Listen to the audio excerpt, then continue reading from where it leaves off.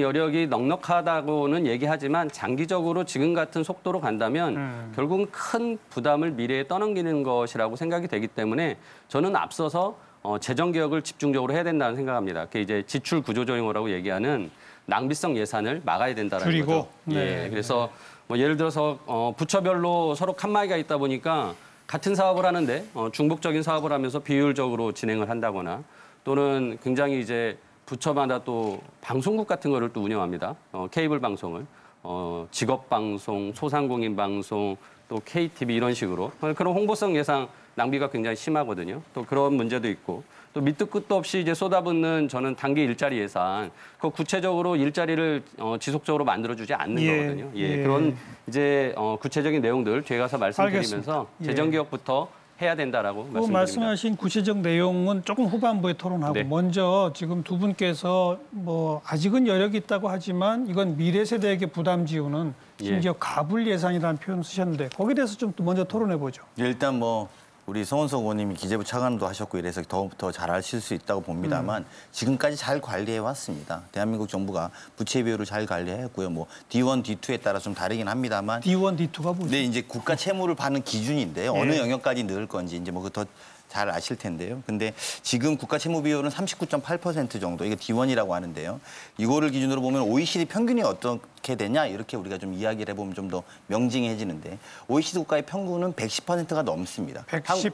110점 정확하게는 5%인데요. 한국의 경우는 지금 39.8%란 말입니다. 물론 이제 이게 D2로 할 경우는 약간 늘어납니다. 그리고 이런 부분에 있어서 상당히 재정 건전성이 있다라고 재정 건전성 여력이 있다라는 것이고요. 아까 모두의 두 분도 말씀하셨습니다만 결국은 이런 여력을 왜 비축해놨느냐. 경기가 어려울 때 쓰자고 비축을 해놨다는 지점에 한번 주목해야 될 것이다. 이런 말씀드리고 싶고요. 아까 이제 우리 최 의원님께 잠깐 그런 말씀을 거셨는데 이게 장기화되면 가파른 속도로 가니까 큰 무슨 문제가 나는 것 아니냐 이런 지적도 저는 일리가 있다고 봅니다.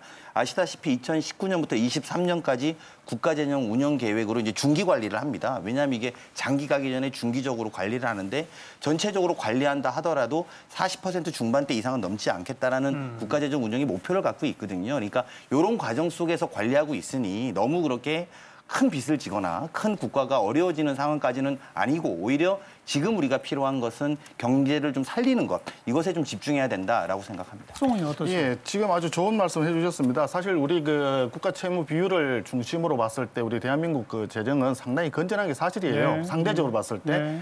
그러면 그것은 과거 정부 때부터 굉장히 재정을 안정적으로 운용해온 결과다.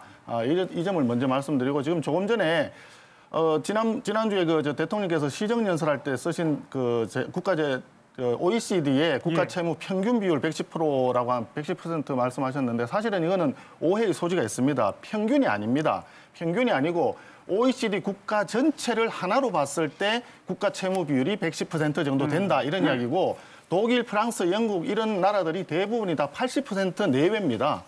일본만 220%가 넘죠. 그래서 국가별로 평균을 잡으면 80.2%인가 정도 됩니다. 그래서 평균이 110%다라고 하는 것은 잘못된 계산이다 이렇게 말씀드리고 또 우리 대한민국의 국가 채무 비율을 볼 때는 좀 조심스럽게 접근해야 될 부분이 있어요. 우리가 상대적으로 지금 고령화가 지금 굉장히 빠르게 진행되고 있지만 고령화 사회가 들어가던 초기 그러니까 전체 인구 중에서 65세 이상 인구가 14% 되는 그 시기를 중심으로 봤을 때는 우리가 굉장히 높습니다. 독일이라든지 스웨덴이라든지 유럽 나라들이 다 30%가 안 되는 수준이었는데 우리는 벌써 40% 가까이 되지 않습니까? 상대적으로 봤을 때 고령화 속도를 생각하면 지금 우리 그 국가 채무 비율이 굉장히 높아요. 그렇기 때문에 지금 현재 우리가 재정 여력이 있다. 그래서 빚을 많이 내가지고 지금 많이 써도 된다. 이렇게 판단하는 것은 다소 문제가 있다. 이런 전문가들 지적이 많습니다. 이정미 의원. 아니 뭐 낭비성 예산이라든가 이런 것들은 저희가 알뜰하게 잘 살펴야 되겠지만 지금 올해 우리가 예산을 논의하는 것은 전반적인 경기 악화 속에서 우리 경기의 건전성을 어떻게 다시 회복시켜 나갈 것인가. 그러니까 재정 건전성이 아니라 경제를 어떻게 건전하게 만들어 나갈 것인가. 이 부분에 착목을 하고 있다고 봅니다. 그럴 때 자꾸 미래 예산을 갖다 쓴다고 얘기를